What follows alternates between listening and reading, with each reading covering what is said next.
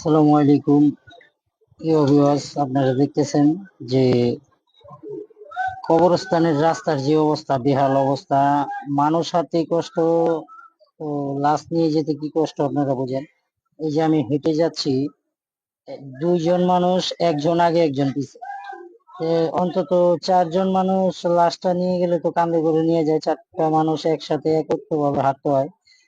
রাস্তার যে বেহাল অবস্থা দেখেন আপনারা, যে অবস্থাটা দেখা যাচ্ছে, এই দেখেন কি অবস্থা, একজন আগে একজন পিছে।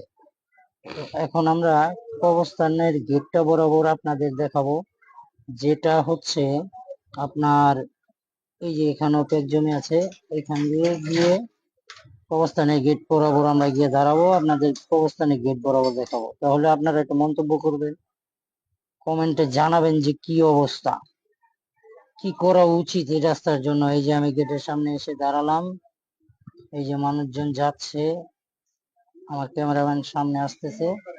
আমরা আপনাদের এখন কবরস্থানের ভিতরের অংশটিও ইনশাআল্লাহ দেখাবো, যে কবরস্থানের ভিতরে কি অবস্থায় আছে। আমরা এখন ঢুকতেছি ভিতরে, আপনাদের দেখাচ্ছি কবরস্থানের ভিতরে কি অবস্থা। কবরস্থানের ভিতরের অবস্থা খুব ততটা ভালো না। এই যে দেখতে খুব সুন্দর, আমরা যেটা দেখাচ্ছি আপনাদের।